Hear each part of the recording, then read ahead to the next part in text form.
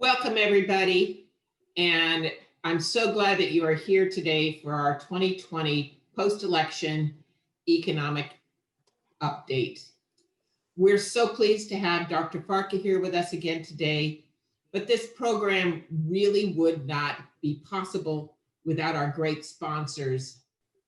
I'd like to thank California State University Fullerton, Farmers and Merchants Bank, American First Credit Union, and RAI Wealth for their continued support of our programs and activities.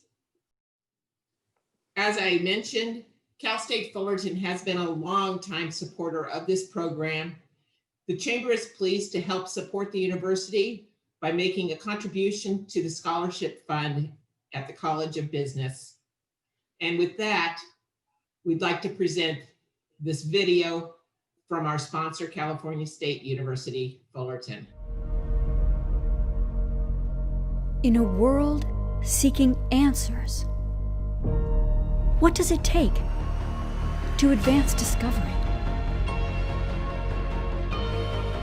To push the limits of innovation?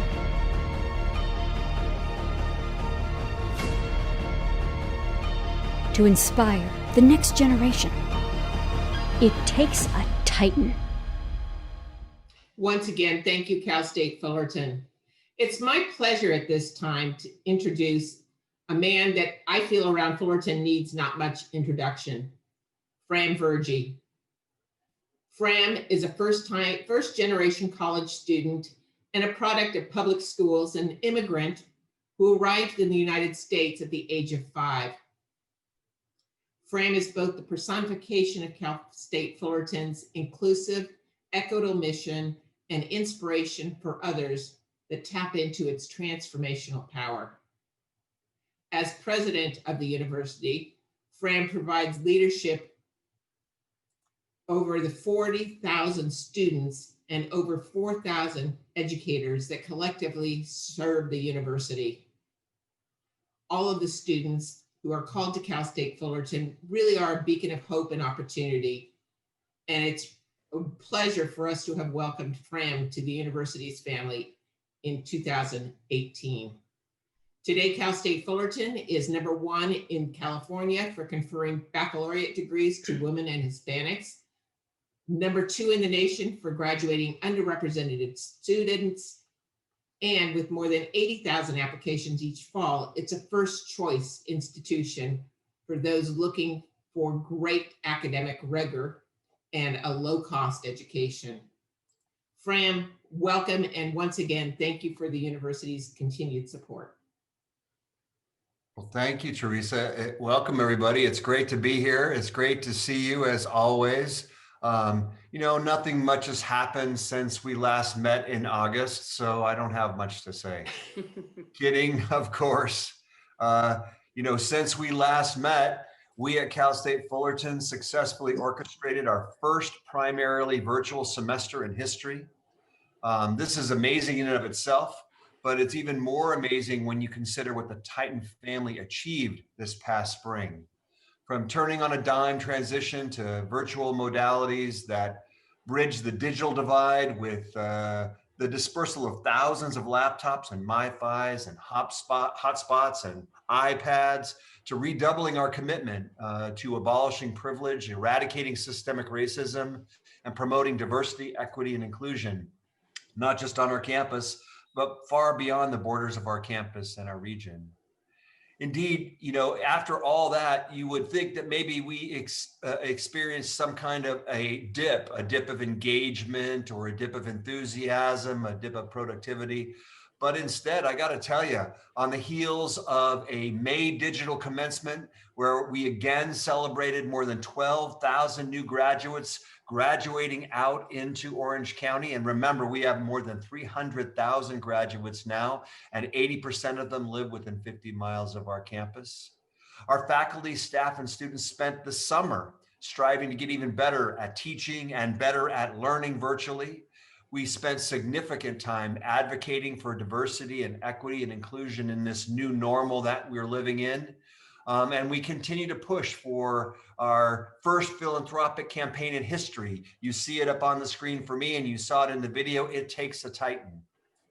We also obtained unanimous approval from our board of trustees for our new physical master plan, allowing us to move forward with several new projects, including a new 600-bed residence hall, a new and improved updated visual arts complex, a project to renovate our baseball and softball facilities for those great teams, and several other projects that we're going to be working on.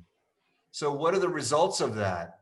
All that hard work? Well, the Chancellor's Office just released their Graduation Initiative 2025 Progress Report for the entire CSU. Now, GI 2025 is a system-wide initiative to double our graduation rates by 2025. And in that report, I am so proud to say that Cal State Fullerton was one of only 2 of the 23 campuses across the system to achieve the highest possible progress report in every measurable category. That's 4- and 6-year graduation rates for our first-time freshmen, 2- and 4-year graduation rates for our transfer students, and lowering, or in our case, in many instances, eliminating the opportunity gap or the achievement gap for our underrepresented students and our Pell students. Now that too is an impressive feat in the midst of a pandemic. But I got to add on to that, because then just a few days after that report came out, I presented our fiscal state of the university to our academic senate on campus.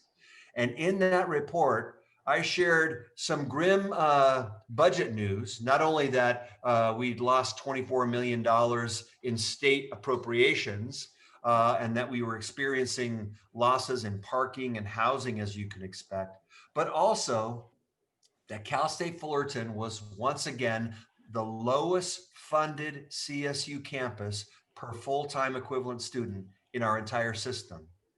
That means we get the least money per student from the state of any of the 23 campuses. It's a dubious distinction, but it's a distinction we've been awarded year after year after year. So yeah, you heard it right. Listen to what I'm saying. We are the largest campus in the system. We produce the most graduates in the system. We're one of the most diverse campuses in the system. And when it comes to increasing graduation rates and lowering achievement gaps, we are one of the 2 highest achieving campuses in the system. And yet we're doing all that despite receiving the lowest funding in the system based on a full-time equivalent student basis year after year. But that doesn't stop us. Of course, our faculty, our staff, and our students, they are the lifeblood of these achievements. They ever expand our high impact practices, our academic excellence, and that produces those 12,000 graduates a year. And while the pandemic prevented those students from crossing physically the commencement stage, it didn't prevent them from earning the highest GPA and graduation rates in our entire history. And as I said, some of the lowest achievement gaps. And that's why, as Teresa said, we're #1 in the state for graduating women with BAs and Latinx students with BAs, #2 in the nation for graduating underrepresented students. And just last week, we were ranked #3 in the nation out of 2,000 campuses for social and economic mobility that we provide for our graduates. And while other universities around the nation are struggling with enrollment, we hear about that all the time, we had a nearly 4% increase in enrollment this fall, which gave us more than 41,000 students for the first time in our history. So yes, all of this and much more is in large part a part of the commitment and engagement that we have on our campus. And high impact centers like the Woods Center for Economic Analysis and Forecasting, and the faculty and the staff and the students who drive that excellence, they're a perfect example of that. But it's also thanks to our most revered and committed partners, like especially the Orange County Chamber of Commerce. Teresa and the Orange County Chamber of Commerce are amazing partners with us. And as we continue to navigate this pandemic, your time, your treasure, your talent, they are so important. To that end, with the expectation of slight adjustments on the edges, our spring semester that we will have starting in January, will look a lot like this past fall. Primarily virtual with a small, safe set of classes that will be in person. But there is light at the tunnel, as you all know. At the end of the dark tunnel that we've been walking down for the last 10 months, we can see that light of the vaccine coming, and the light will be touching our campus significantly, I think, around March and April. And as was announced by the CSU yesterday, finally in fall of 2021, we plan to be back to primarily in-person teaching and learning on campus. And I can't tell you how excited I am about that, how that reinvigorates me, and I hope our faculty and staff and our whole community. We'll be back to a new normal with innovative hybrid classes, new and vivid approaches to teaching and student engagement, new efficiencies and increased productive use of our space and technology. It's going to be an exciting journey, an exciting time defining the new normal of higher education. And that definition is going to start at your Cal State Fullerton. That's your campus. I want to thank you for your support in helping us get there. Thank you for your service and your selflessness. Thank you for your commitment and care. And thank you for joining us for this important event. I hope Dr. Farka has some good news for all of us in her post-election economic update. But regardless of the forecast, I take comfort in knowing that we face that future together with the Orange County Chamber, with our presenting sponsors, Farmers and Merchants, American First Credit Union, REI Wealth Management, and with all of you. So thank you, thank you. I wish you a safe, happy, healthful new year. Please be careful, stay safe as we walk toward that new normal together. Thank you, Fram. It's really moments like this that make me proud to be a Titan. It's just an opportunity for us really to grasp that Titan spirit that Cal State Fullerton leaves with each of the graduates, and to be able to carry that forward into our business life. At this time, it's really my pleasure to introduce and honor our next sponsor, Farmers and Merchants Bank. Scott Dowds is with us today. Scott Dowds is Vice President and Regional Manager for Farmers and Merchants Bank, Senior Vice President. They have been a longtime supporter of the Chamber of Commerce. Scott was the chair of the board, president of the board of directors before I began to be engaged with the Chamber, and he continues to be a stalwart supporter of ours and the business community. I know that Scott has been a champion for business throughout so much of what we've been going through with the pandemic, helping businesses repivot and redirect their energies and helping them be successful as he navigates the very difficult financial situations that we currently endeavor. Scott, welcome, and thank you for being our facilitator of this very informative program today. Welcome. Thank you very much. I appreciate that, Teresa, and those are very kind words. Yes, I have to just throw a shout out though to Fram. Fram, we have employed a number of your graduates. In fact, I'm happy to say that the chief operating officer of our trust company is a Titan. So you are in our senior management and executive management and throughout the bank. We appreciate all that goes on, certainly at Cal State Fullerton.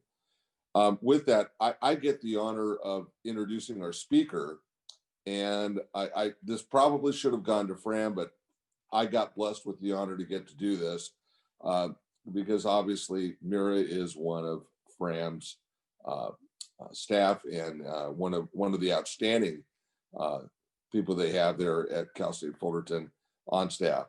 So with that, let me give you this introduction. I think a lot of people know Mira, but Dr. Farka is our speaker today. She joined the Department of Economics at Cal State Fullerton in 2005.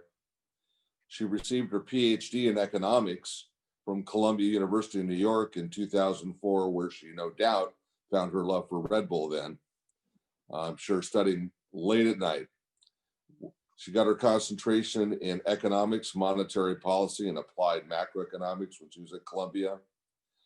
She has research interests that focus on applied topics in the fields of macroeconomics and finance with an emphasis on asset prices and monetary policy. She's been published in leading academic journals such as the Journal of Business and Economic Statistics, Journal of Empirical Economics, European Financial Management, and Review of Financial Economics. Dr. Farka received the 2010 Cal State University Fullerton Faculty Recognition Award for scholarly and creative activity. This was awarded for outstanding academic publications. So if you would, please join me in virtually welcoming Dr. Mira Farka. Thank you, Scott. Good morning, everyone. By the way, I do have my Red Bull right here. I don't know if you can see it. Oops, the virtual background is odd, but it's here. My best friend during these tough times. Well, this, of course, has been a year that most of us want to forget. But if there's a small silver lining that I can take out of this, I, as an economist, is that for once, this crisis cannot be blamed on us. It cannot be blamed on the economists. This is not something that we failed to foresee, we missed, or somehow we failed to forecast. This is first and foremost a public health crisis, not an economic crisis. So for once, we're not to blame. So we wash our hands off of this, so to speak. And the second solace, the second silver lining, if you will, that I take out of this is that even the worst economic forecasters, even the worst ones, are still far better, far outperform the election pollsters. So that's a round of applause, a virtual round of applause for the economists, I think. Well, what about the economy, right? So, well, I think there is no better way to describe this other than, this is Breaking Bad. The economy is sort of the pandemic hit, and the economy sort of broke bad. And just like in Breaking Bad, where we saw, and for those of you, if there's any fans out there of Breaking Bad, I myself am a huge fan, but just like in Breaking Bad, where we saw this transformation of Walter White from this timid, brilliant high school chemistry teacher into this criminal mastermind, right? Who, by the way, was known to produce a 99.1% pure crystal meth, which happened to be blue, by the way. The same way the economy kind of went from the longest expansion in history to a very deep recession within a span of literally 4 weeks. This was an unprecedented transformation. Now, the question is, what is our outlook? I'm sorry, I think this has what's our outlook? It seems like I'm having a little bit of trouble for moving the slides forward. Well, for us, it is a bit of a mixed bag. We gave our most recent economic forecast in October, and compared to that, we're a bit more pessimistic in the short term, basically over the next 3 to 4 months, but more optimistic over the long term. And I'll go over that in a little bit. So we're moving in a way from 99.1% blue meth into bluer skies, but 90% bluer skies. Now, why? I mean, first, the bad news, the blue meth stage, which is what we're living right now. Certainly the fall and the winter virus surge has sort of cast a dark shadow in the outlook, especially in the short term. So we think the next few months are probably going to be the toughest in this recovery. However, moving beyond those next few months, starting probably towards the second half of 2021, we are predicting bluer skies. And there's many reasons for this, which I'm sort of going to go over it in this talk here today. But certainly it's important to remember that the economy was very healthy before the pandemic. We had a very strong policy response. We're going to have another one probably. Vaccines are here. This recovery has been very resilient. And election uncertainty is a little bit behind us to a certain extent. However, we are predicting sort of a 90% economy, sort of 90% bluer skies, especially in the short term during most of the next year. And part of the reason for this is, of course, is that, the recession was too deep and it will take a while to heal and to reverse most of the losses that we had. But more importantly, a socially distant recovery, it's probably like a 90% economy, where some sectors, especially service sectors, are sort of left behind. So first and foremost, I cannot get around this, but we have to talk about COVID. I mean, COVID is still calling sort of like all the shots. It is still the number one sort of driver of economic growth. I'm a quasi-hypochondriac. I never want to talk about diseases, but I feel like I cannot escape this. The economic outlook is very intricately linked to the outlook for the virus. So we have to talk about the virus. And unfortunately, I mean, again, the virus is sort of spiking throughout the world. We have 68 million cases worldwide, about 1.5 million deaths. The numbers in the US are about 15 million cases, 288,000 deaths.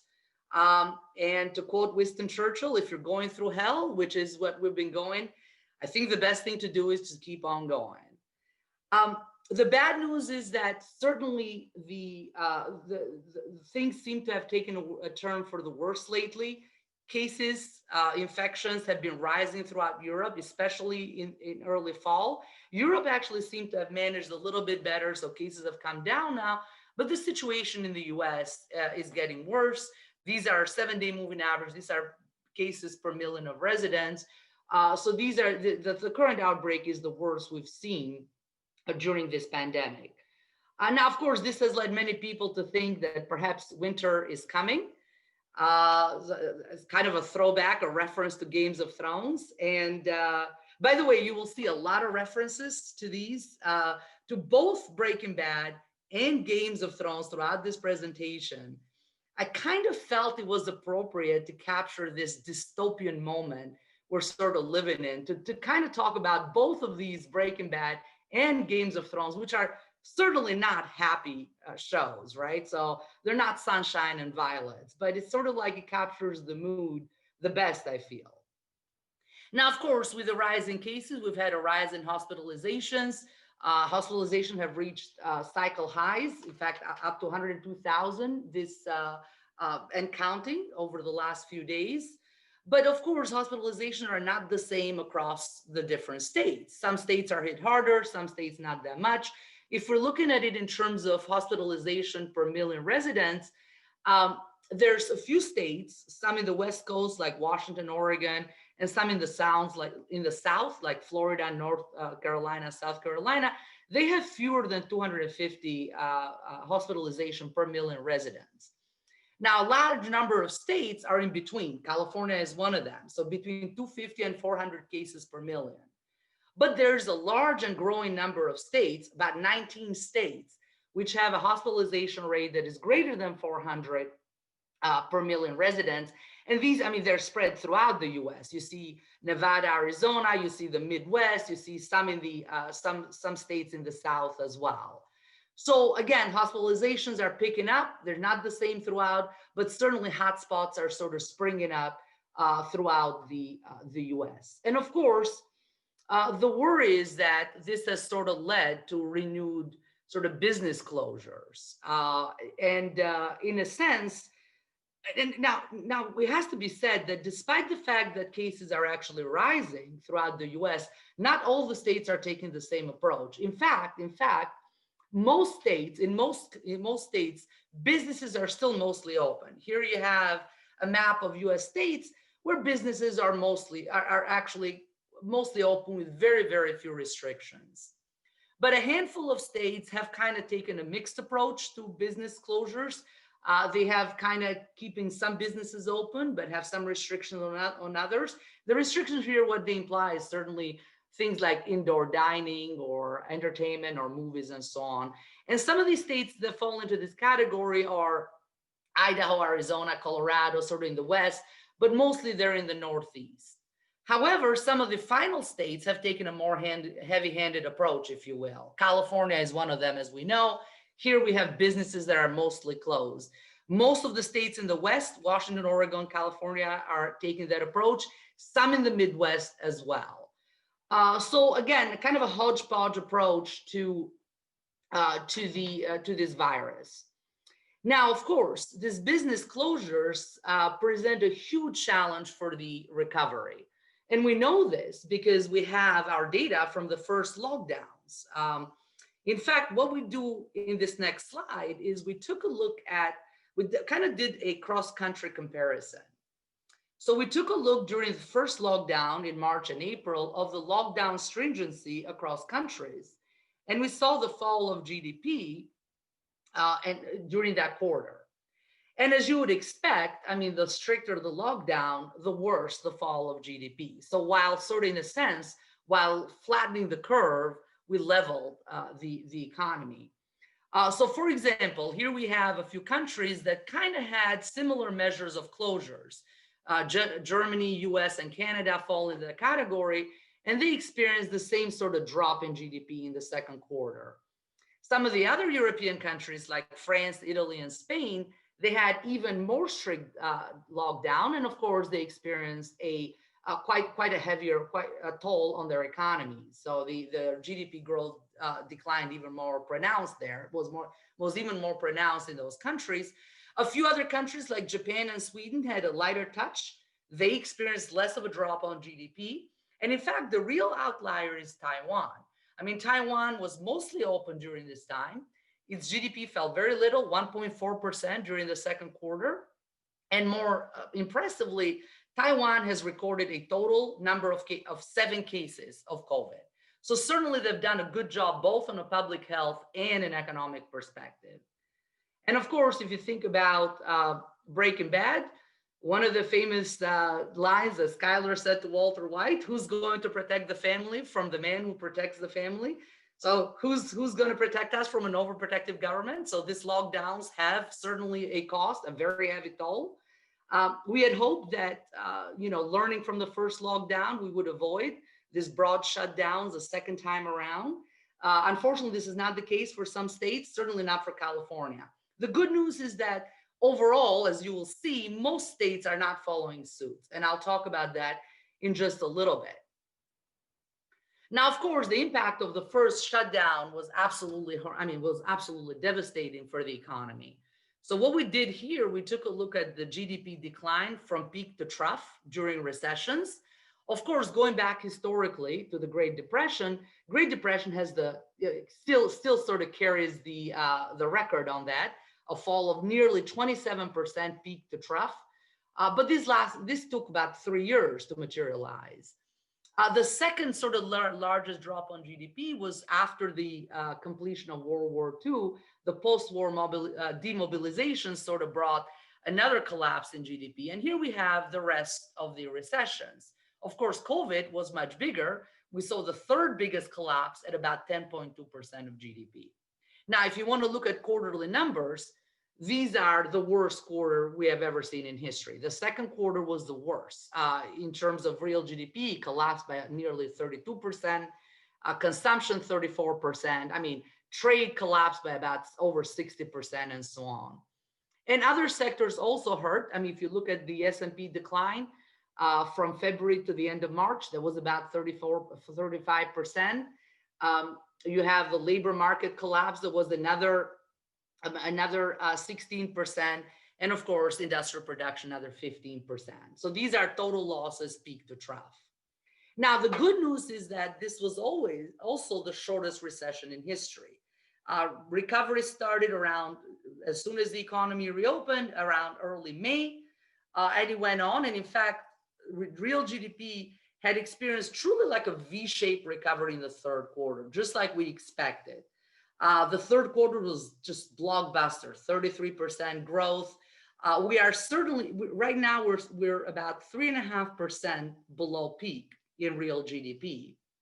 And, the labor market has also improved. So if you look at payroll numbers, we reached the peak of about 152 million in February of this year. But then, of course, due to the shutdown, we lost about 22 million jobs. In the early portion during the recession. We've recovered about 12 million of these, but we're still down about 10 million jobs right now compared to the February of this year. Just for comparison, if you look at the Great Recession, we lost a total of 8.6 million jobs then. So of course, the collapse this time around has been deeper and faster, but so has the recovery. But in a sense, the issue is that even though we saw this kind of V-shaped recovery, this very strong recovery early in the cycle, right, when the economy opened up, it seems that momentum sort of ebbed a little bit in midsummer as we saw a second surge in cases, particularly in the Southwest. And also the fear is now certainly that we will see even a bigger stall or even perhaps a backslide into a recession as the number of cases rise during the winter months, right? So that's another, that's certainly a concern. And you can see this in all sorts of statistics. I mean, if you look at unemployment claims, right? These are continued claims. They've come down, and the same thing goes for continued PUA claims. The PUA claims are the pandemic unemployment assistance. So these were the emergency sort of program that was put in place to help the gig workers, the self-employed. So combined, continued claims were as high as 32 million around May and June.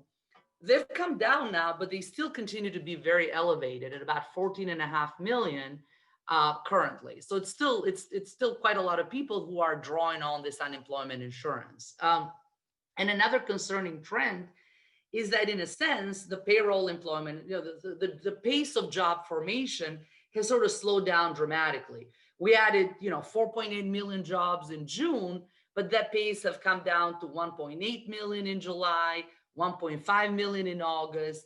And basically in November, we only added about 250,000 jobs. So certainly this is actually, the pace of the recovery is certainly stalled. You can even look at the stall when it comes to Google mobility data. Now we use this Google mobility data because it gives us a good sense as to where movement is occurring. So if, for example, if you look at the workplace mobility, you can see that it improved early on. It stalled during the summer month, and it has taken a sort of backslid more recently as more people are staying home because of the surge in crisis.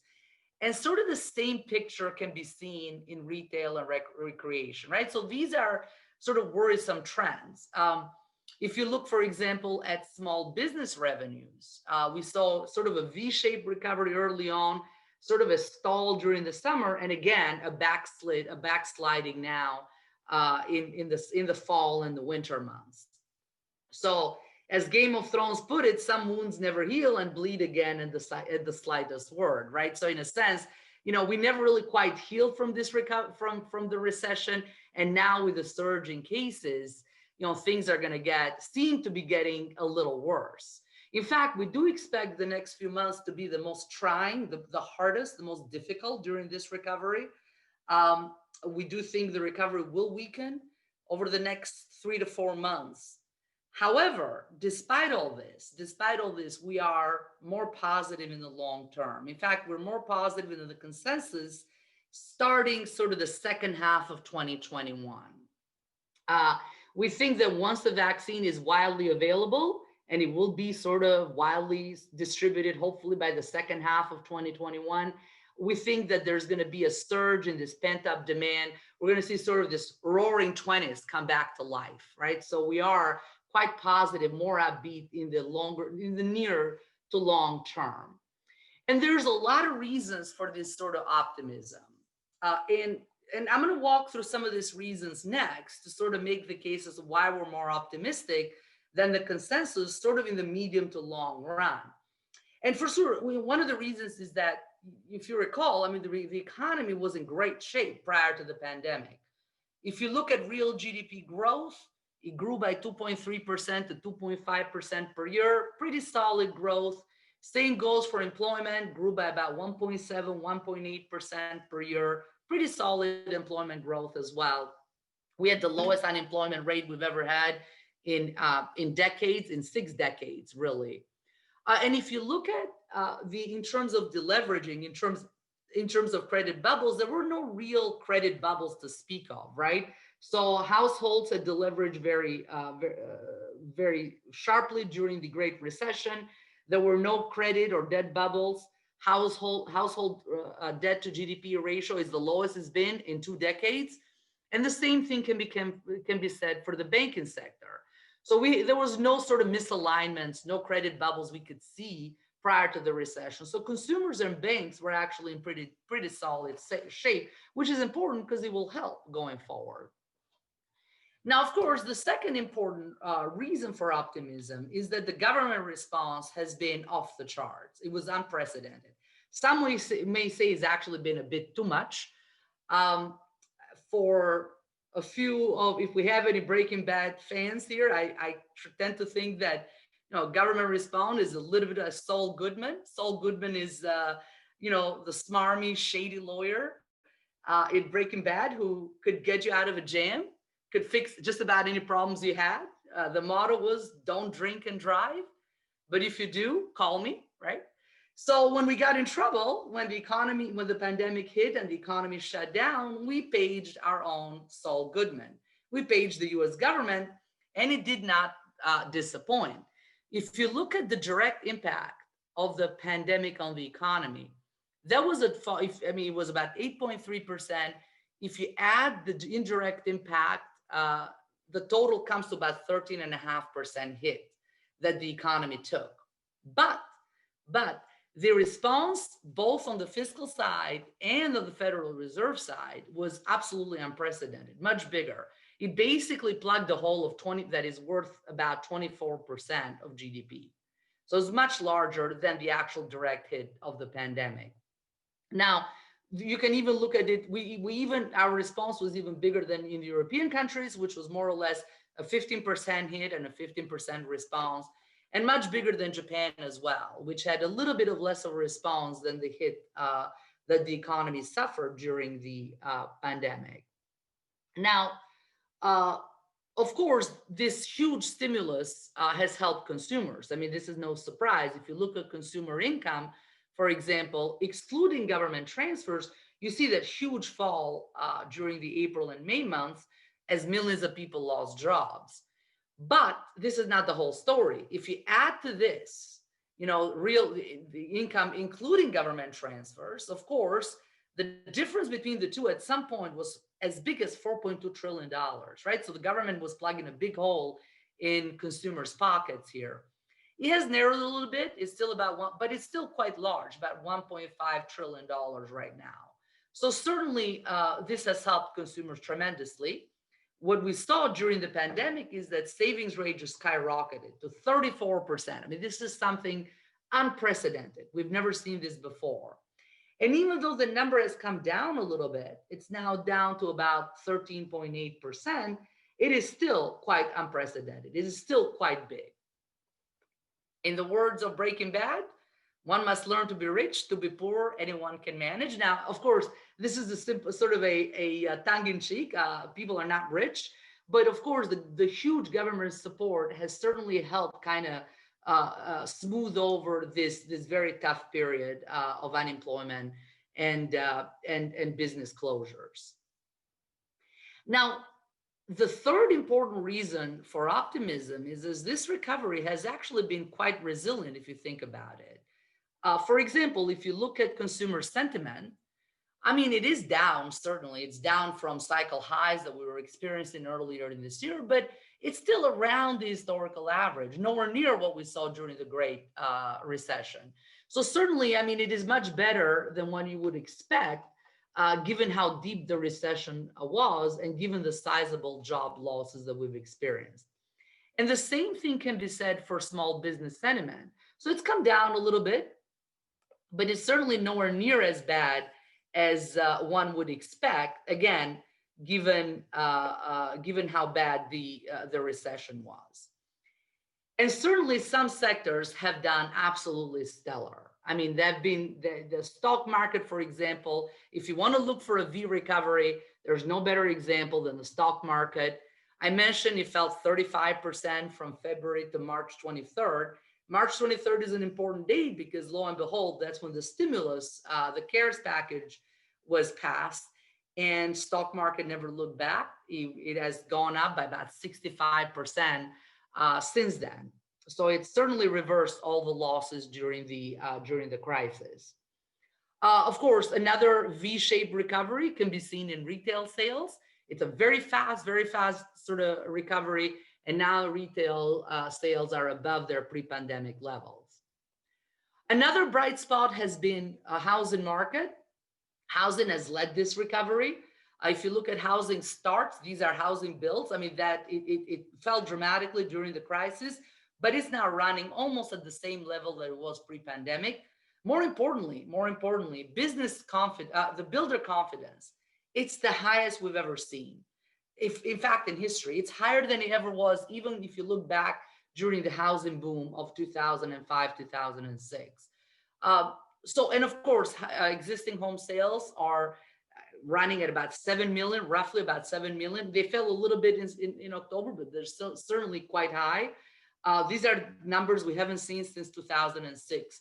Overall, we do expect housing to lead this recovery going forward. So that's important. So housing will be a bright spot, including the next year. Manufacturing is also another sector that has performed stellar and will continue to perform, continue to lead the recovery. If you look at manufacturing new orders, they're above the levels they were before the crisis hit. Same goes for shipment. Here we have vehicle sales. They've also improved dramatically. Again, they're running slightly below their pre-pandemic level, but they've improved greatly. I mean, car companies have sort of turned away from making ventilators and are now making and selling cars again, which is great news. You know, my own private joke during this pandemic, and Scott will love this because he always makes fun of my ride, but my own private joke, and it's a bit off color, is that, you know, as a long-term Corvette driver, should I ever need a ventilator, I would actually, my only request would be that I please not get hooked on a Ford ventilator. I know it's a little bit of an off-color joke, but that's what I told my my family and my friends. And Scott would appreciate it. He always makes fun of my car. But we expect manufacturing to do great going forward. If you look at the PMI, the Purchasing Manager Index Manufacturing, which you see here, it is above 50, which means 50 is expansion territory. In fact, it's actually much better than it was prior to the recession. And more importantly, if you look at the Purchasing Manager Index of Services, and by the way, these are surveys that of CEOs of these companies that kind of give you a forecast of what they see their sector heading over the next year. But even services are now clear into expansion territory, which is very heartening going forward. So all of this certainly speak positive about the outlook in the longer term over the next year or so. Now, another worry is that the lockdowns are sort of still in the offings, but even here there is a glimmer of hope, if you will. So even though California and a number of other states seem to have kind of gone back to the draconian measures of, you know, March and April, most states are actually not following suit. If you look, so in a way, if you will, lockdown 2.0 seems to be less restrictive than 1.0, than the first lockdown. So if you look here at order or curfew around the states as of today, only a very few number of states, California, Ohio, and New York, have some kind of stay-at-home order and some kind of curfew. A couple of others have an advisory. New Mexico falls here, Wisconsin, Kentucky, Massachusetts, and Rhode Island. But the vast majority of states do not have any sort of stay-at-home order. Now, this contrasts this to where we were in April 3rd. I mean, 94% of US population was under some kind of order of lockdown. Only 7 states had a partial lockdown back then, and only 5 states had no order. So certainly this lighter touch this time around will probably spare us from from a double dips or another backslide into a renewed recession, if you will.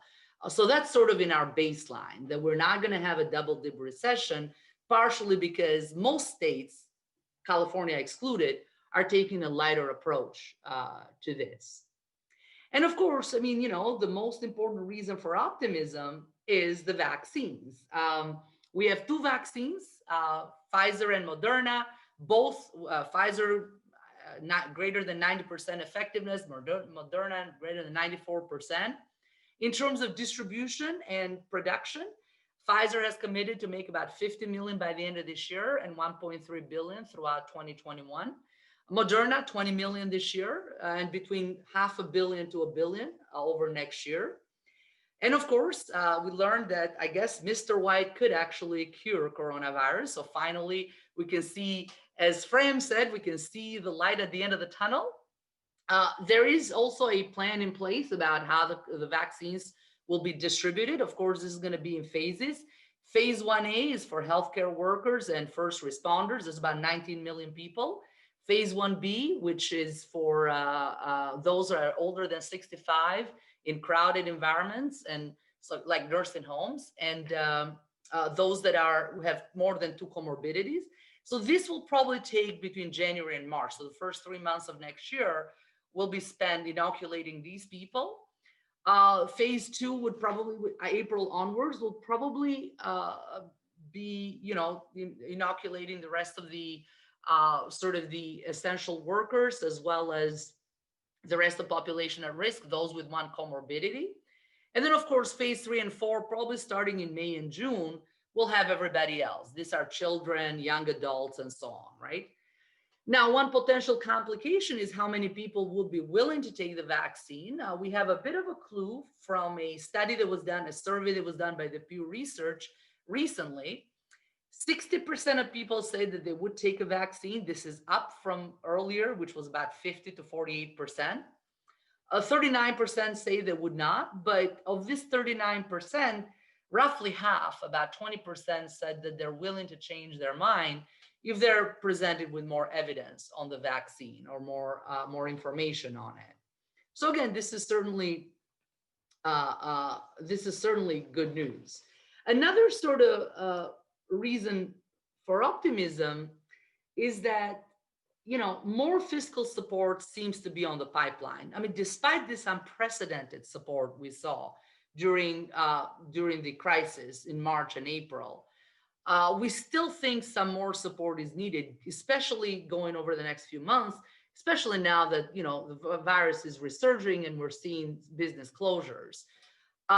In a sense, we're kind of facing a fiscal cliff by the end of this year. Here, if you look at this picture here, this shows federal debt. This is monthly change in billions of dollars. So basically, if you look at it, in April and May and June, we were running $1.3 trillion deficits month on month. But of course, that support has petered out as of now. And as of the end of this year, I mean, as of December 31st, there are a number of provisions that were baked into the CARES Act that are going to expire. For example, the $300 a week additional unemployment benefits is set to end. The pandemic unemployment assistance for gig workers will end. The extension of the 13 weeks of unemployment benefits, deferral of student loans, and the moratorium on evictions. This last one is kind of important because if it were to not be extended, about 11 million people will actually face evictions. Now, our baseline is that we will not see this happen. We think Congress will pass a bill about roughly about $900 billion, which has been advertised in the news lately. And this is before the end of this year, right? Certainly this month. This will have, of course, support for states, PPP support, and increased support for unemployment insurance, but also deferral of student loans, an extension on the moratorium on evictions. And by the way, we do expect to have some kind of liability protections for businesses, which is quite important. So again, this is kind of good news that, even this kind of tough period that we're going to be facing, you'll probably have some sort of juice to carry us over with this $900 billion bill that is expected to be passed. So overall, I mean, the recovery will continue. However, as I mentioned earlier, the next few months are going to be sort of tough. We don't see smooth sailings. And overall, for some sectors, this will be a long haul. The recovery will be fragile, sort of uneven and lopsided, and it will take a while. And part of this is because the wreckage from the first shutdown is so deep that will take a while to sort of reverse. I mean, if you look at the number of unemployed people, we have about 10.7 million that are unemployed. If you add to this the gig workers, that's about 14.5 million, right? Now, job openings are only running about 6.6 million. So we don't have enough job openings. And certainly this number is going to go down over the next few months as sort of more businesses face restrictions. And another worrying trend is that even though the temporary layoffs have come down, so we had 18.1 million people that were on temporary layoffs back in April, that has come down to 2.7 million now. But the worst thing is that permanent layoffs have been on the rise. From 2.6 million, they've gone up to 4.7. So the worry is that some temporary damage will turn into permanent damage. Some of the jobs may permanently vanish, especially as businesses shutter. I mean, there's a back of an envelope calculation shows about 20% of businesses not coming back. So there will be some permanent damage, even longer term, even beyond the virus, which is a concern. Now, more shorter term is that, you know, this will be sort of a 90% economy as long as the virus is underfoot, right? It will be sort of, if you will, a service-less, leisure-less, less fun economy. It's an economy where perhaps the DMV is open, but the bar is closed, right? So it's kind of a depressing state of affairs, if you will. And you can see this in employment roles. If you see employment in good sector, employment in a good sector is still below the levels, the pre-pandemic levels, but only 4.5%. Services are really hurting, right? We have almost 7% losses in service sector. We expect this actually to go even further down over the next few months. So in a sense, you know, sectors that deal with leisure and hospitality, travel, restaurants, will have a tougher time going forward. Here we have, for example, the TSA daily travelers. This is the foot traffic through our airports. This is down 60% compared to normal level, compared to last year.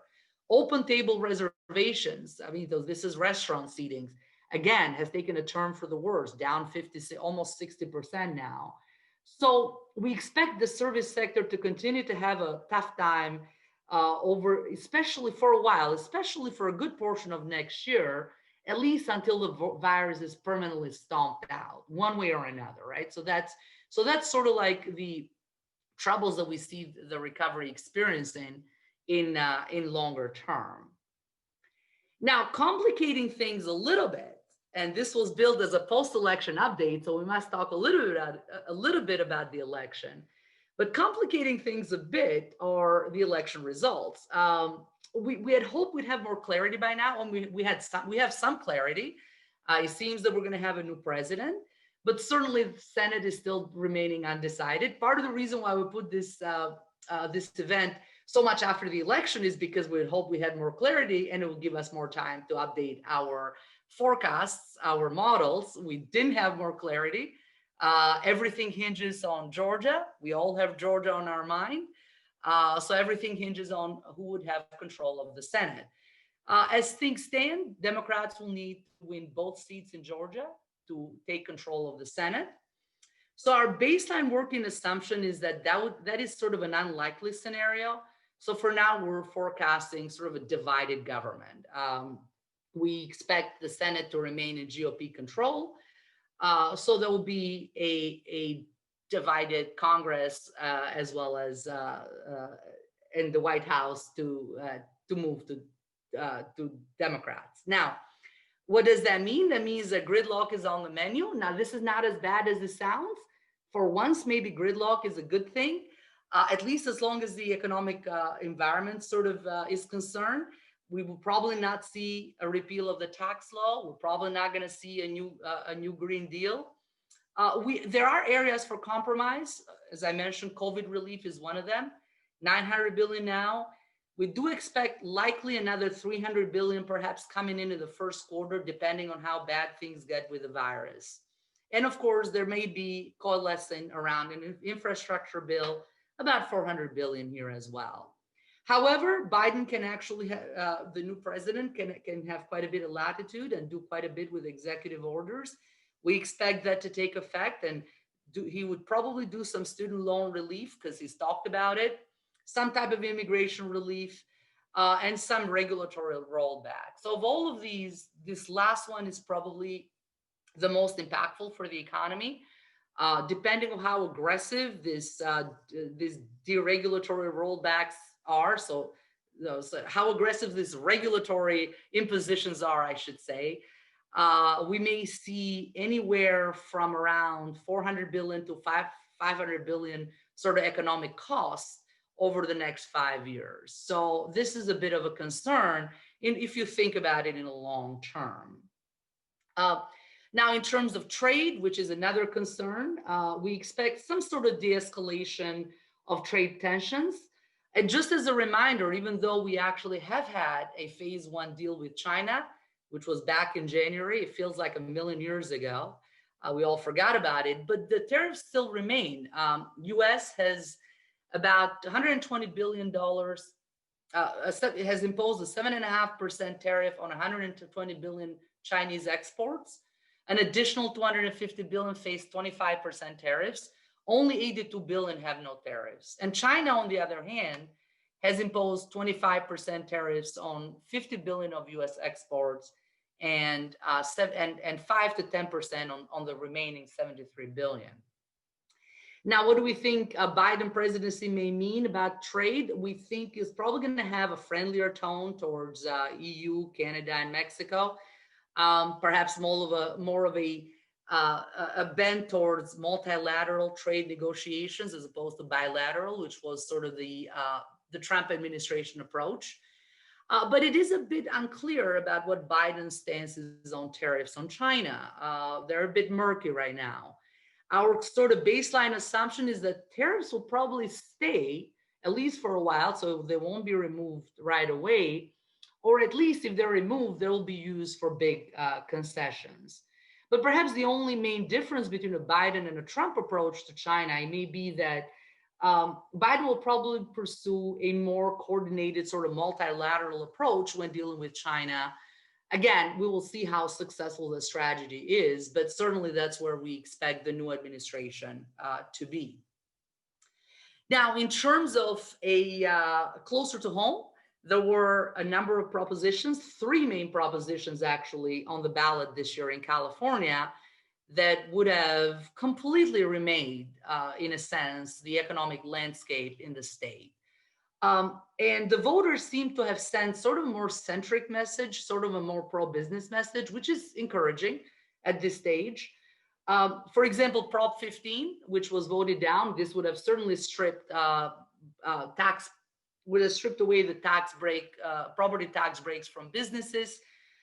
This is actually quite an encouraging result. Had it passed, this would have accelerated the trend of businesses leaving California. Right here, I have a very, very partial, very short list of businesses who have left California just recently. Tesla is the latest one to announce, but Toyota, Sony Pictures, and so on. There's a number of companies that are leaving California. In fact, I mean, if you go back in 2010, over the last 10 years, about 6.2 million people have left California, so it's an out-migration. Now, the failure of Prop 15 will unfortunately not completely stop or reverse this trend. There are deeper structural issues at play here, but the hope here, and we do think that at least it will sort of, it would stem the tide, it will stop the stampede, if you will. I mean, the tax breaks, property tax breaks are one of the few remaining reasons as to why some businesses continue to operate in California. Another good proposition, another sort of good outcome was that Proposition 21, which would have made it easier to impose rent control, was also voted down. This is a good outcome in the sense that it would have exacerbated the housing affordability crisis that we have in the state. I mean, this is no secret. We have a huge housing affordability crisis in California. If you look at in LA and Orange County alone, for example, 45% of people have a shelter cost that costs more than 30% of their income. And of course, shelter cost, an additional 23% pay more than 50% of their income in shelter. So this would have actually certainly exacerbated this housing affordability crisis that we have in the state. And of course, finally, Prop 22 was overwhelmingly supported by the voters. This is the one that classifies app drivers as independent contractors, not as employees. This alone may have actually saved the state about 800,000 to about 1 million jobs. So this is actually, again, some encouraging news when it comes to proposition at a state level. Now, here's our forecast for the US economy. So here we have kind of a broken V, if you will, right? You have a V-shaped recovery and a little bit of a slowdown and then a pickup in the second half of the year. We expect GDP to reach pre-pandemic levels at the end of next year.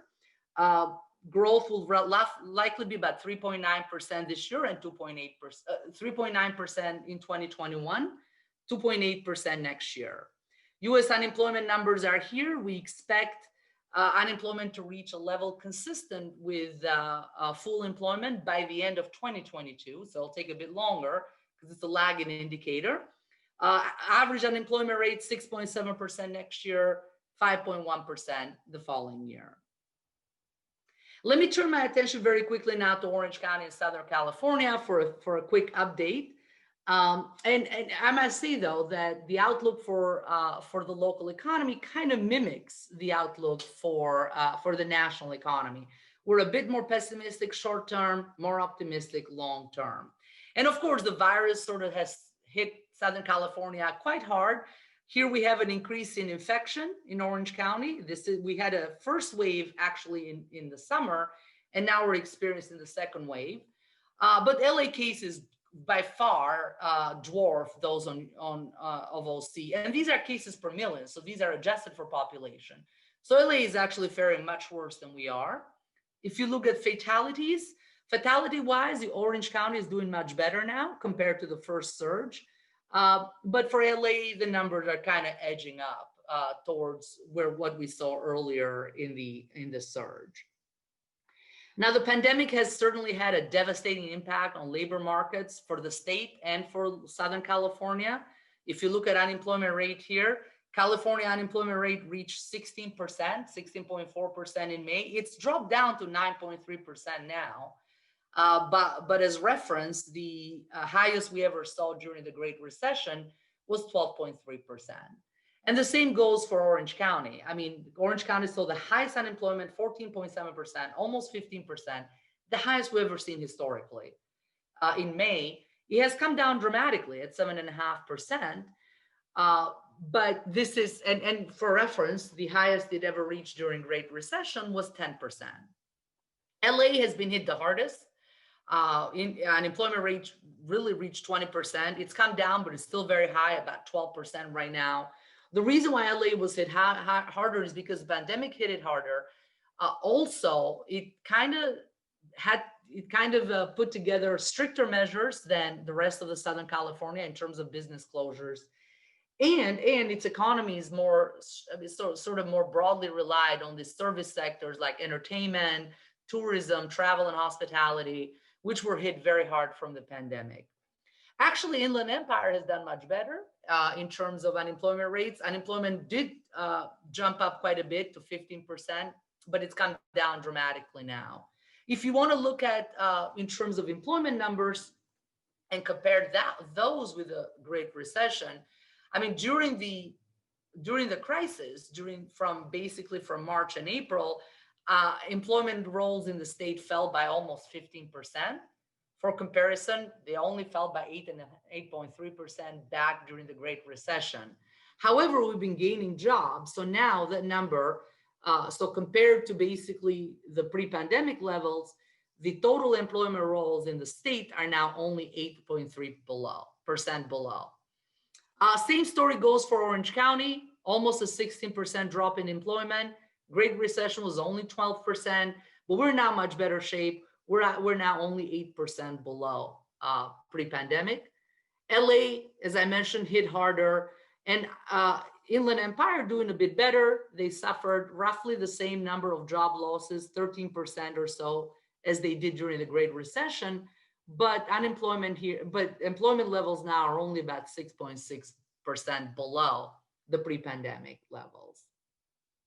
Now, the pain is not evenly distributed across all sectors. Of course, some sectors are doing worse than others. You can guess which ones these are. Certainly, leisure and hospitality lost 45% of its jobs. It crawled back some. Half of those jobs are gained back, but we're still 24%, 25% below pre-pandemic levels. The second worst hit sector was the other services. So this is a very broad category where you have everything from car mechanics to your nail salon, hairdresser, barbers, and so on. All sorts of services are here. They lost more than a third of their jobs during the pandemic. They've got back more than half of them. So again, recovery has begun there as well and will continue. Here we have retail trade, we lost about 15% of the job. They got back about 2/3 of those jobs. And here are the rest of the sectors. Something to highlight here, transportation and construction are the only sectors that actually have employment roles that are higher than pre-pandemic. Manufacturing has not made much progress during the recovery. And the only two sectors that have actually lost jobs during the recovery are education and government. And we're not really surprised. We expected this because these sectors are actually laggards. They lag the overall recovery as it is. But however, the other thing is that, the closure of Disney has had a particularly devastating impact on Southern California and Orange County specifically. So these are tough times for Mickey, certainly. And we ran a little bit of a back of an envelope calculation. And our own calculations showed that the closure of Disney alone, in terms of jobs, is actually cost Orange County from March until now about almost 28,000 jobs. And the number for Southern California is 37,000. Now, in terms of economic output, it's a loss for Orange County of 2.7 billion. I mean, it's huge. For Southern California, it's 4.1 billion. Now, given that the closure will continue, and if it continues through March of next year, which means it would have been a whole year that Disneyland has been shut down, the losses will mount. We do, for the whole year from March 2020 to March 2021, we kind of calculate that the job losses due to Disney closure for Orange County are about 33,000. For Southern California, about 46,000. In terms of output, the losses are 3.4 billion for Orange County and 5 billion overall for the Southern California region. So absolutely devastating impact. So that's something to keep in mind. And I think that's why Orange County and Southern California will kind of have a little bit tougher time over the next few months. But then once the recovery takes hold, once the vaccine is available, we'll see a more vigorous recovery beyond the second half of 2021. Now, not everything is actually gloom and doom. We have some positive news, for example. One thing that is sort of gives us a little bit of heart that this recovery will really take hold once the virus is sort of stomped out is that the residents of the county and also the overall for Southern California, they're actually quite in good shape in terms of their balance sheets. Like if you look here at late payments have come down dramatically for Orange County, but also for LA and Inland Empire. So that means that balance sheets are in pristine shape. In fact, if you look at the Vantage scores for Orange County residents, this is kind of like, these are, by the way, proprietary Experian data, which they very kindly share with us. But this actually gives you a sense of how, the business is sort of the consumer finances are actually quite in pristine shape, quite in good shape, right? So we have an increase in Vantage score. Vantage score is kind of a FICA score for Experian. So certainly there has been an improvement. Another thing that is encouraging is that what has happened during this pandemic is residents of Orange County, but also the surrounding counties, have been paying down their debt. So if you look at Orange County debt levels here, they've reduced by 1.6% this year. Same goes for LA, about 0.6%. Same for Riverside County and for San Bernardino. So it seems like the large portion of the stimulus checks either was saved or was used to pay down debt, or whatever income people made they've made this sort of decisions. This means that there are no obvious strains on consumers, no debt overhangs, no issues with credit, which means that consumption should pick up very rapidly once we're on the other side of this pandemic. So this gives us heart that things are looking up. Now, of course, housing market has been great, has been a sort of a stellar performer for Orange County. We've actually seen home prices set new records.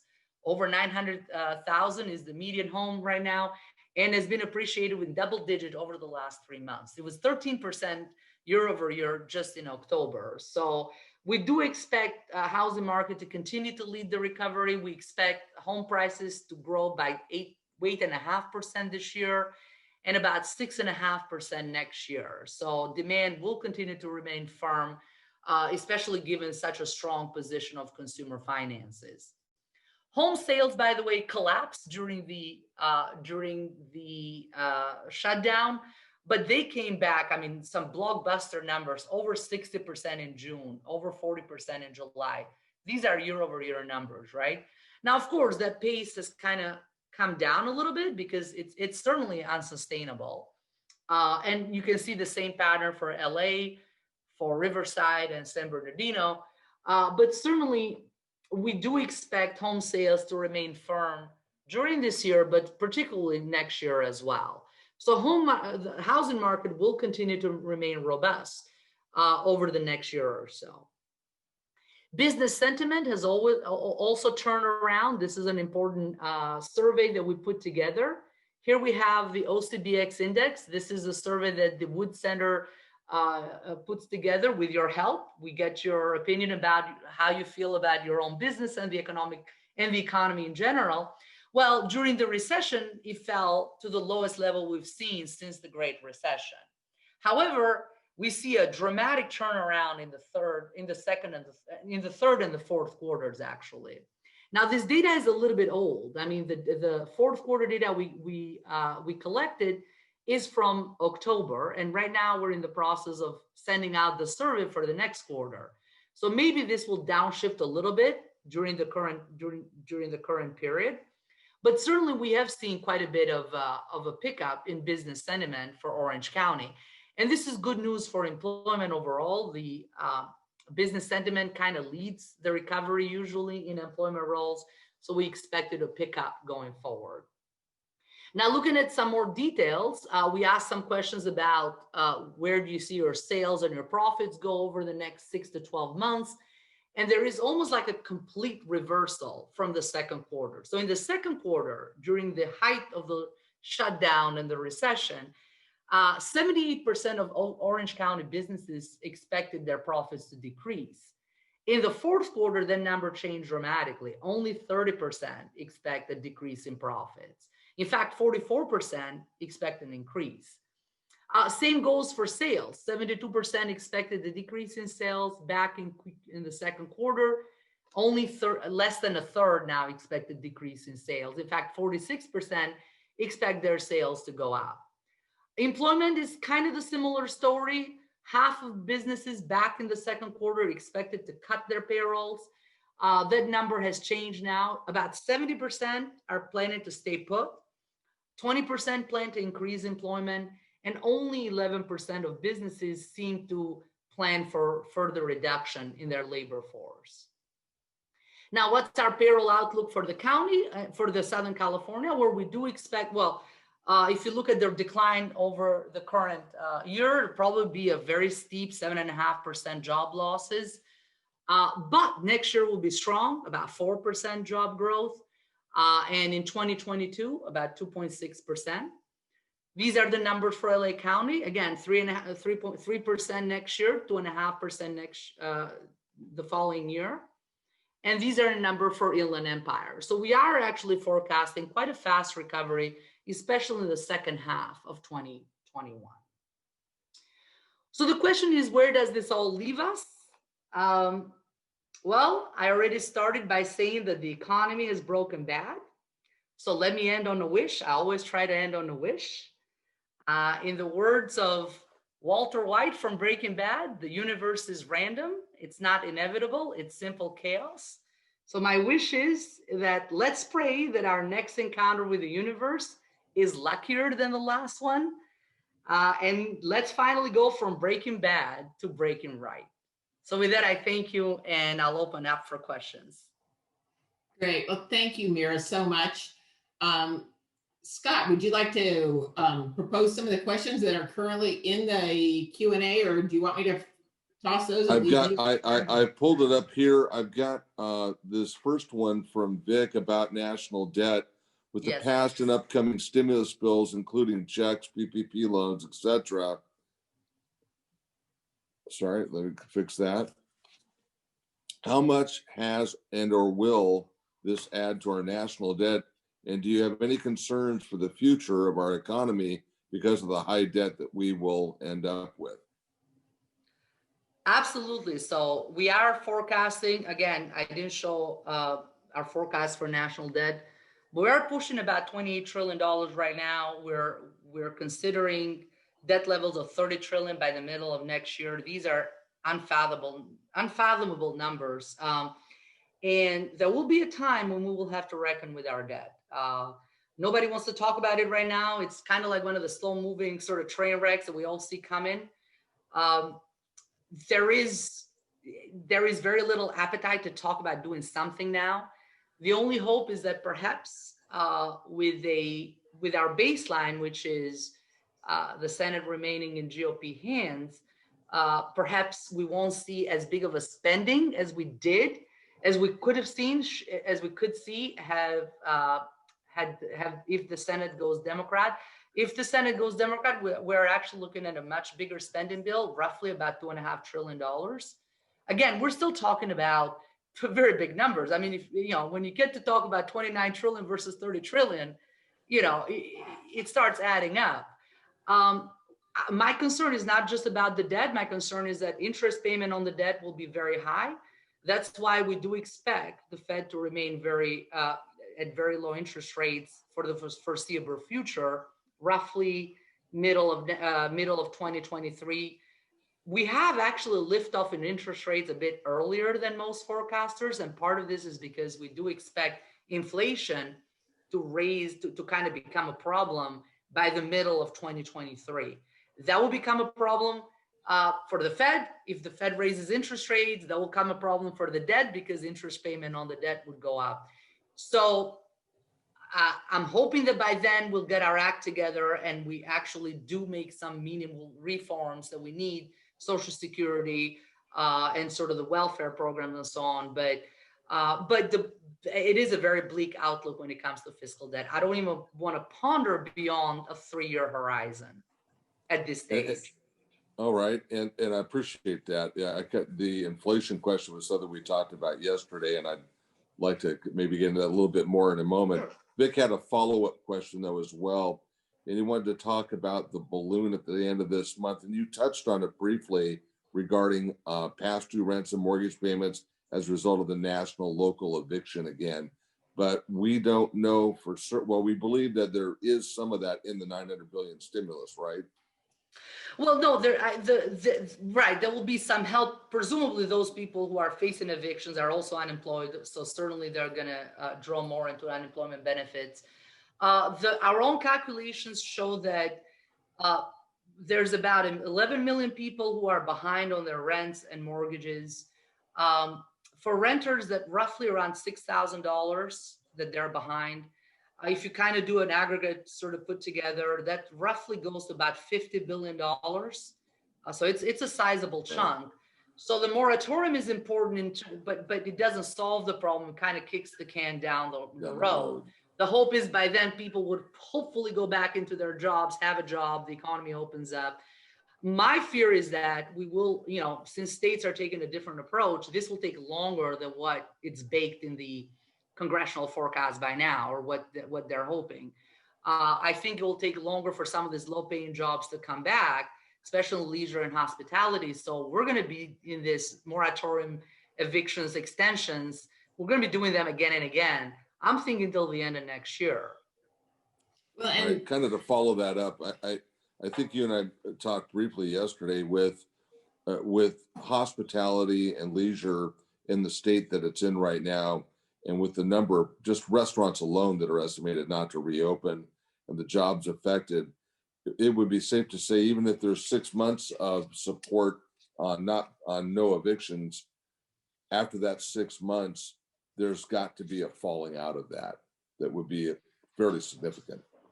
Right. The hope is, I mean, and we pray for this, the hope is that by then, hopefully the virus will sort of have been stomped out. We no longer face this odd restrictions that we're facing. And again, they're kind of capriciously doled out in different states, right? I mean, they're, not all the states are taking the same approach as I showed here. Some are taking a more heavy-handed approach when it comes to business closures, but the restaurants are certainly hurting. Some numbers on Yelp, and again, we don't have time to show all these slides, but LA actually leads the nation, even per capita closure of restaurants. Again, LA has kind of been a bit more aggressive. It's 7,800 restaurants so far that have permanently closed on Yelp. This is a very small number, and this is just what Yelp kind of shows, but there's a lot more than 7,800 that are not being reported on Yelp. So restaurants are in for a very tough time, and the PPP, as you mentioned, even it's sort of a short-term bridge. Should this situation continue longer, should we sort of continue with this drastic measures of business shutdowns, then yeah, we can easily see about 30% of restaurants not coming back.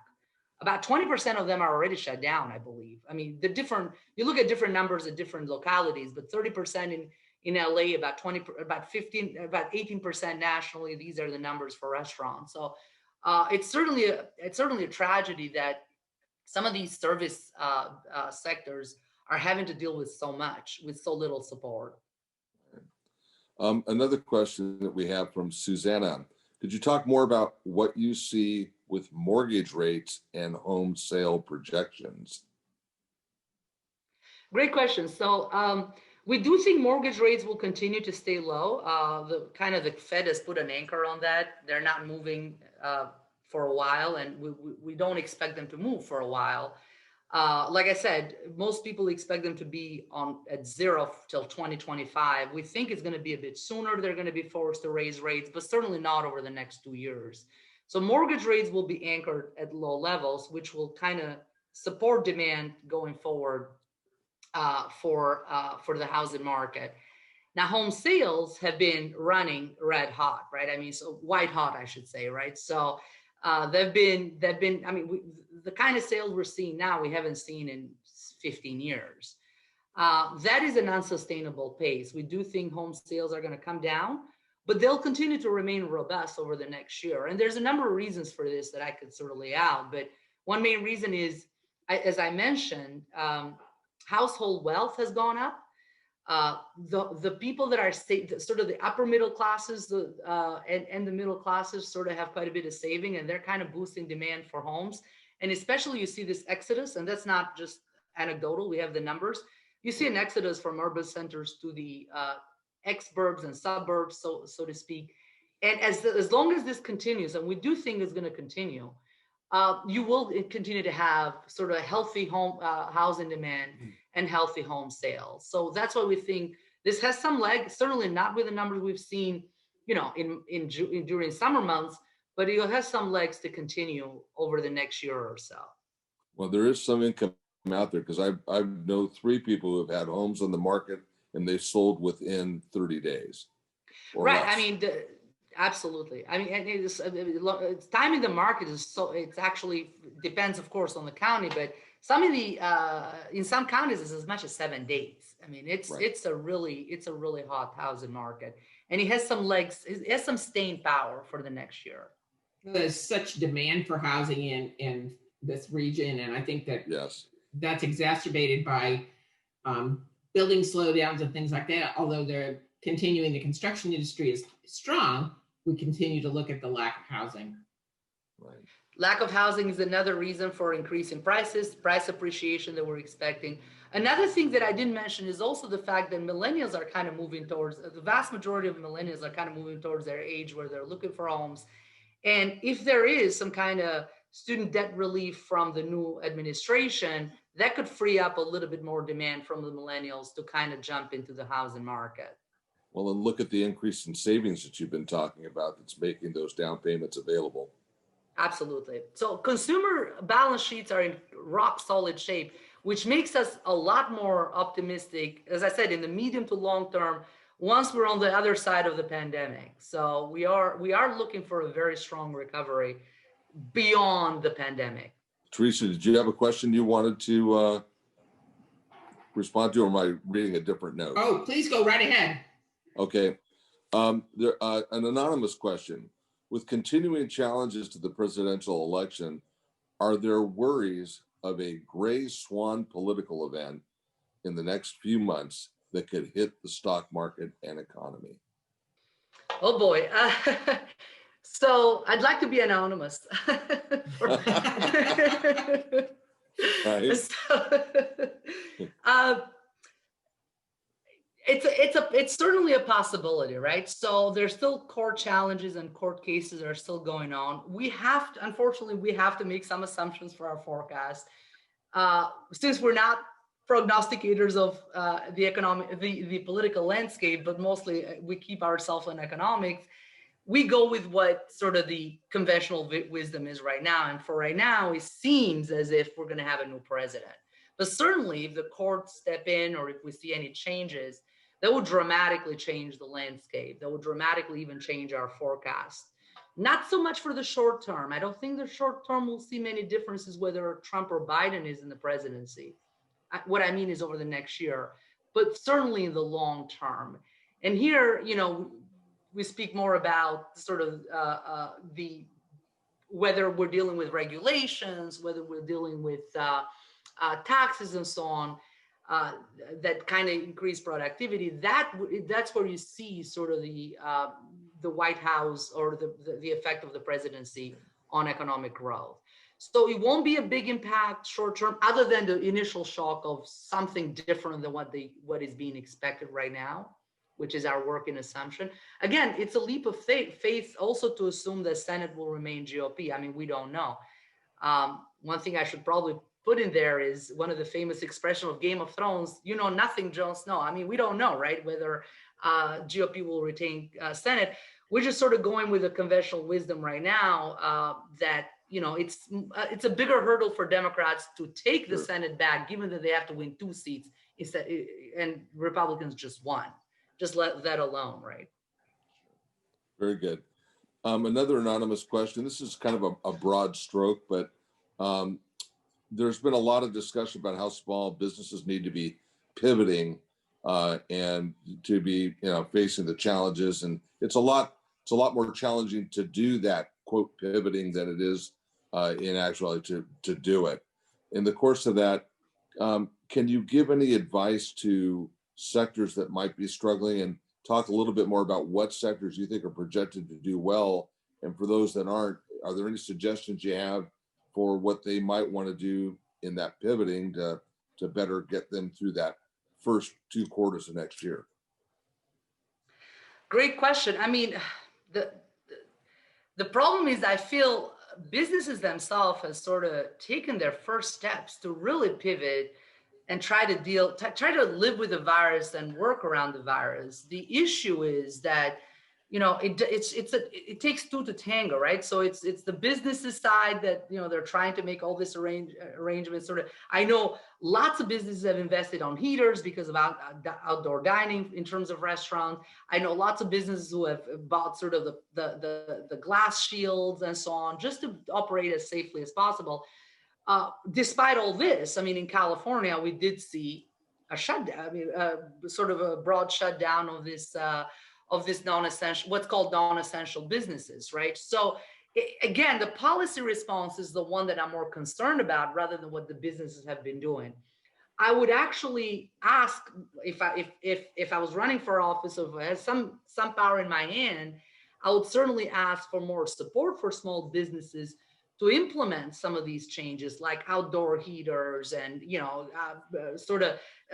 create a bigger space where you can socially distance a little bit more easily and so on. I feel a lot of businesses have already been doing that. One of the things that is missing and they do need is liability protection. My hope is that that would pass. That would be part of this new deal that they'll be talking about, and that will pass by the end of this year.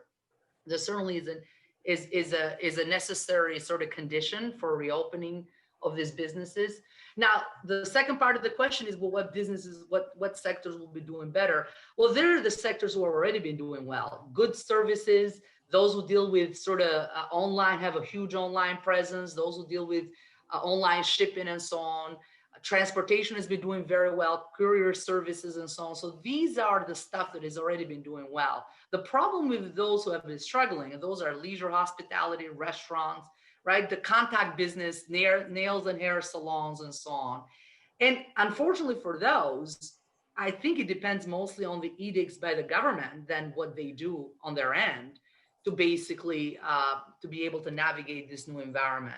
So as long as the restrictions are lifted, and once, in a sense, the pandemic is behind us, I think most of these businesses will go back to sort of do business as usual. So I don't see these big structural shifts, unlike what you hear all over about, this sort of, this structural shifts that this economy will never be the same again. I think we will go back to, in 95% of the cases, we'll go back to our usual norm once the pandemic is behind us. There are a few sectors that will see changes, and you and I, Scott, talked about this yesterday. Commercial real estate, especially office, right? So those are, I see some long-term changes in those sectors. Business travel may take a hit, a permanent hit, right? So you see more, Zoom conferences and so on. But these are on the edges. This is what I see. I don't think we're going to forsake cruises. I don't think we're going to forsake travel in 10 years down the line, right? So I don't see these huge dramatic changes in most of the economy, except for a few sectors. How about in just online shopping alone, just as an example, when you Right. take a look at how people have completely changed their shopping habits now and have gone so much to online, do you see that coming back to an in-person bricks and mortar shopping experience, or do you expect shopping malls of the past to go away? So I don't think they're going to completely go away. That's a unique experience linked with that, but certainly you're going to see a reduced footprint of those around. So that's another long-term trend that you very wisely pointed out. So online shopping. Now, these were trends that were happening anyway, right? A lot of us were shopping online prior to the pandemic. Now we're just doing so much more of it. So these are sort of the acceleration, if you will, of long-term trends. And I do think that that's going to continue. But there's specific sectors of the economy that will actually have this long-term permanent restructuring that will come out of this pandemic. But office work, perhaps you'll see a bit more, or a shift between office work and at-home work, perhaps a bit more sort of telecommuting that we saw before. Only 5% of U.S. economy was telecommuting prior to the pandemic. Right. These numbers are probably going to go to 10 to 12% longer term, right? We're talking about really long term, like even in 10 to 20 years or so. They may go higher than that, right? So, but certainly you'll see some of these shifts. Well, your report's been a lot more encouraging than I was yesterday when we first started talking. I must say, it sounds like, for a lot of our small businesses that have been through the resizing, the changing in the way they deliver their product or service and how they've adapted to this, if they can just get through the next 2 quarters, the end of this year, first 2 quarters of next year, they can start seeing some light at the end of that tunnel and hopefully really feel the benefits in the 3rd and 4th quarter of next year. Right, and that's the hope. And a lot of it does depend on the sort of the government approach, right? How, I've been traveling actually recently, and, you get a different feel. I was in Florida, I was in Arizona. You get a different feel in these different states versus California, where most things are actually closed. So it makes, you can see that the approaches do have a long-term impact on businesses. My hope is that we have a lighter touch, or at least we sort of adopt a lighter touch than what we have so far. but again, that's something that we can't forecast, and it's not in our hand, right? So that's the only thing that makes me a little bit more negative, especially for California in the short term, right, over the next few months. But in the longer term, I am a bit more positive, so which is good. Well, I have two more for you. I just want to quote Fritz Sure. here, who had wanted to pass along. He agrees. We had a roaring 1920s and 1940s expansion, the same forecasted for the roaring 2021s. So that's great. And Perfect. the last question, and one last question from Jim, not too much economically oriented, but he asked, what do you think will happen with Kim Wexler in the next season of Better Call Saul? Not a huge fan of Better Call Saul, I have to say. Okay. I'm not really sure. I don't watch that show, so I don't know anything about it, but I wanted to pass that along. I think just like the forecast, it will have a happy ending. Okay. Very good. I like It was that. excellent. I love it. With Great. that, I don't have any more questions that I see in the inbox, and she has addressed all of my questions pretty much with her presentation or post presentation here in our conversation. So thank you so much. Once again, as always, you do a marvelous job in presenting what's going on in our economy, not just nationally, but also locally and regionally. Thanks so All much, right. Scott. Thank you, Teresa. Absolutely. I would echo those comments of Scott's. Thank you, Scott, for your continued support of our program. Thank you to Cal State Fullerton, likewise, for your continued support of our program so we can share the information with our members.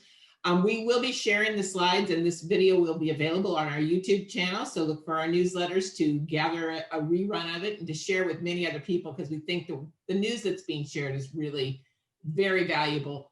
The Chamber continues to have programs that will benefit our community. We have one coming up with a reception with all of our elected officials coming up in early January 7th. The information is in your program book, and look for more of that information in our publications coming forward as well. There will also be a new program coming up on the regulations facing California employers, and we know those are growing every year. So again, thank you to Dr. Farka for your wonderful presentation. We appreciate it greatly. Thank you, Scott, for your sponsorship, and everybody have a wonderful afternoon. Mask up, stay safe. As I was hearing, it's really an opportunity for all of us to do our part to keep the economy healthy and to keep our communities healthy. Thanks, Teresa. I just wanted to say, I'm hoping next time we do this, we'll all be in person. Oh, that'd be great. Absolutely. Yes. Thank absolutely. you, everybody, for joining us today. Thank you. Thank you. Bye-bye.